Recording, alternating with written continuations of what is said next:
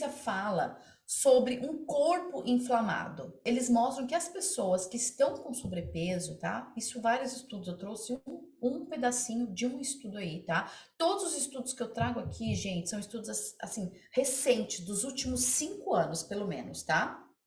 Então, eles mostram que as pessoas que têm excesso de gordura corporal, sobrepeso ou obesidade, elas têm mais propensão, sim, tá, a vivenciar a inflamação crônica. Teve um estudo aqui de 2018 que foi na Clinical Nutrition, por exemplo. Eles encontraram que a perda de peso em obeso ou em pessoas com sobrepeso é um fator essencial e determinante para reduzir esses marcadores pró-inflamatórios. A maioria dos estudos mostram que a partir do momento que a pessoa começa a perder peso, ou seja, reduzir gordura corporal, naturalmente, tá? Esses altos níveis aí, tá? De marcadores pró-inflamatórios já começam a cair.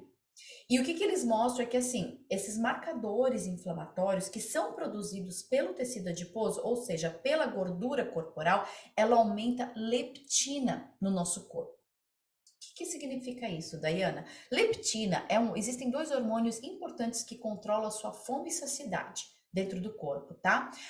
A grelina é um hormônio da fome. Então, toda vida que você sente aquela dor no estômago, aquela fome, é que está sendo liberado grelina. A leptina é o contrário. Quando você começa a comer, o seu corpo começa a liberar leptina, que é um hormônio da saciedade. Em pessoas com sobrepeso, com excesso de gordura, esse hormônio leptina, ele tá super alto. Ué, Dayana, mas não faz sentido.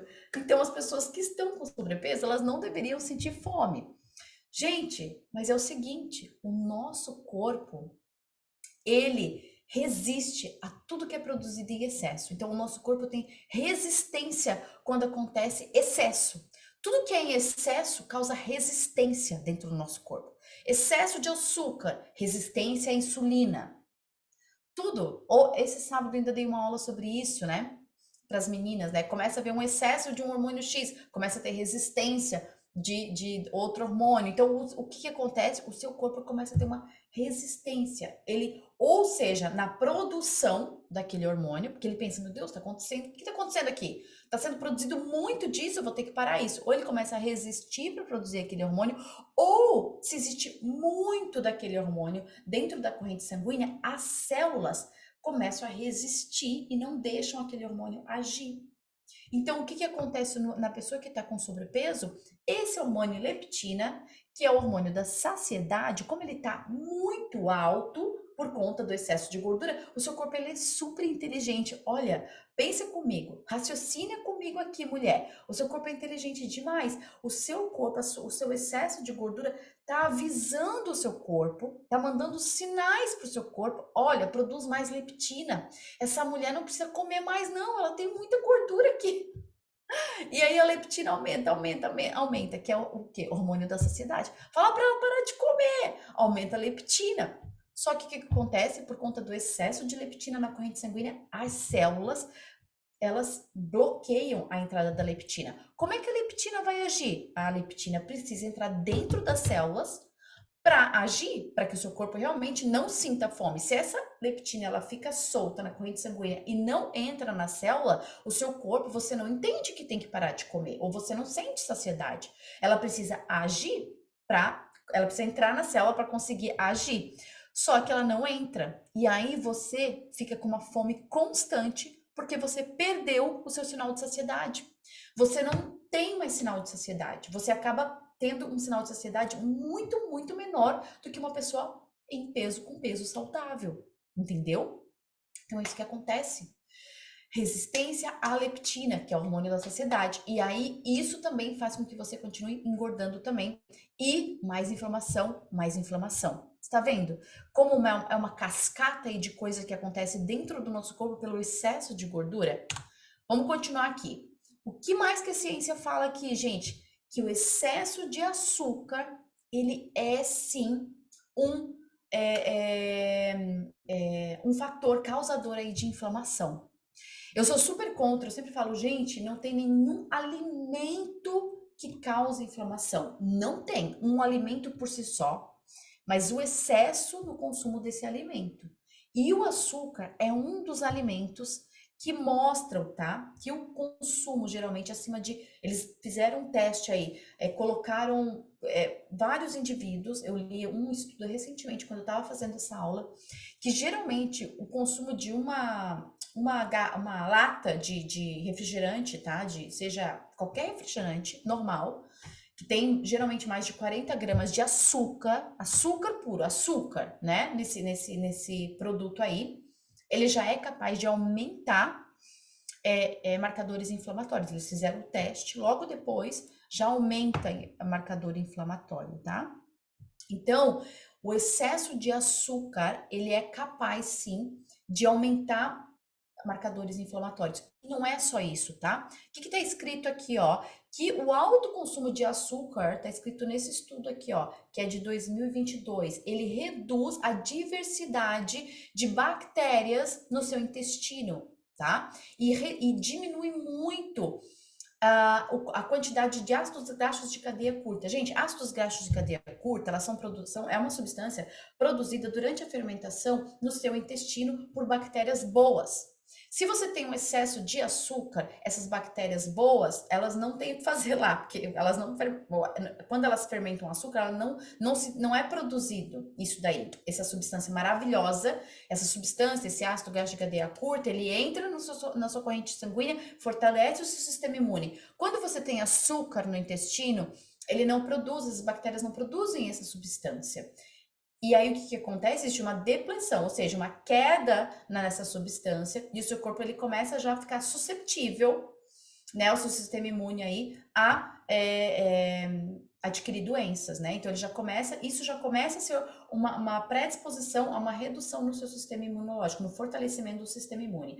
O que aumenta a produção dessa substância legal aí, que é o ácido graxo de cadeia curta? Fibras, vegetais, frutas, tá bom? São geralmente os alimentos que aumentam essa substância dentro do seu intestino, que é uma substância boa, positiva, tá?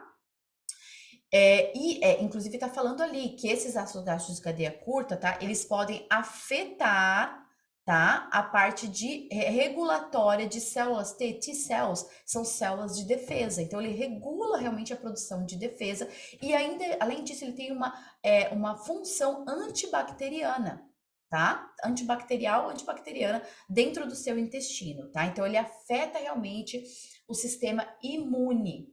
É muito bom. Só que essa substância ela só é produzida por alimentos como vegetais, leguminosas, feijões, né? Grão de bico, lentilha, frutas, tudo que tem muita fibra, tá? Então, o que acontece quando você tem um excesso de açúcar? Você não tem esse efeito protetor dentro do seu intestino, e isso já acaba fazendo com que a barreira intestinal, pensa que assim, o seu intestino é um tecido liso, existe uma barreira intestinal que parece uma vassourinha, tá? É que acaba filtrando e cuidando para que não entre qualquer coisa lá para dentro do seu corpo, ou seja, para a corrente sanguínea. Então, quanto mais bactérias positivas você tem, boas dentro do seu intestino, mais forte é a sua barreira, mais forte o sistema imune, não entra qualquer coisa para dentro de você. Quanto mais açúcar você come, os estudos mostram que essa barreira vai ficando pior, vai ficando enfraquecida por conta do excesso de micro-organismos, ou seja, bactérias patógenas ali, que não são saudáveis, que não são legais para você, tá? Inclusive, eles mostram que a frutose... Ah, Dayana, frutose não vem de fruta. Vem, calma. Ela pode promover translocação microbiana de substâncias aí no seu intestino, tá? No trato intestinal. Então, significa que sim, que esse excesso de açúcar acaba afetando, né, essa barreira intestinal e levando à entrada de patógenos, que também é conhecido como leaky gut, se você já ouviu falar, que é o intestino peneirado, né, que ele tem vários buracos aí, que é tipo uma inflamaçãozinha aí na parede intestinal, que o açúcar pode levar a leaky gut. Eu não tô falando que o leaky gut é causado pelo excesso de açúcar, mas pode levar, tá? A ser um causador também.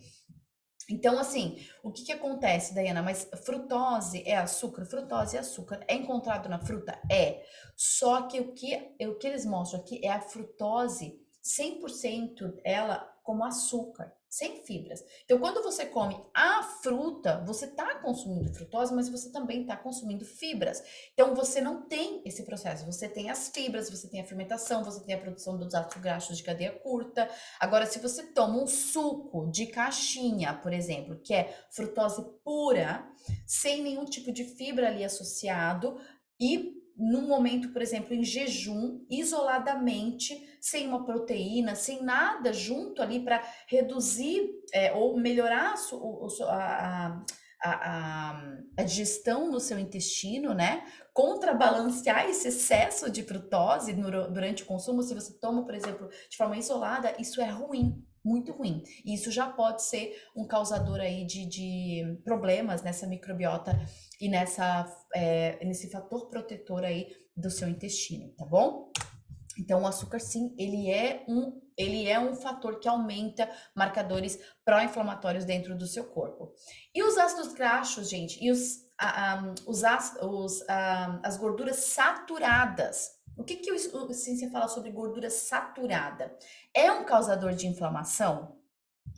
Então, tem muita controvérsia aí e não tem estudo suficiente, tá? Mas um estudo mais recente que eu achei, de 2020, fala que realmente ele está associado com aumento de inflamação, tá bom? Então, eles encontraram aí que a gordura saturada, ela aumenta, ela causa aí esse aumento dessa conversão aí de substâncias que estão relacionadas com o aumento de inflamação, tá bom? Mas isso ainda é muito, assim, precisa muito estudo ainda para entender o que que acontece, tá? Porque existem alguns estudos que não encontram essa associação ainda, e alguns estudos encontram em pessoas geralmente às vezes com mais gordura corporal, em pessoas que têm predisposição a ter uma doença inflamatória, por exemplo, intestinal, comparado com pessoas que não têm. Então depende muito do estilo de vida da pessoa no todo, tá? Para que esses alimentos sejam inflamatórios. Eu não vou dizer e não vou afirmar que esses alimentos são inflamatórios para você, porque se essa pessoa tem um estilo de vida super saudável, ela bebe muita água, ela come muitas frutas, vegetais, ela se exercita, é muito provavelmente quando ela tem um desses alimentos, eles não são suficientes para causar inflamação. Então o alimento ele não é inflamatório, ainda mais que esses alimentos não se tem estudo suficiente. Mas o excesso desses alimentos leva, sim, ao aumento de inflamação, tá bom?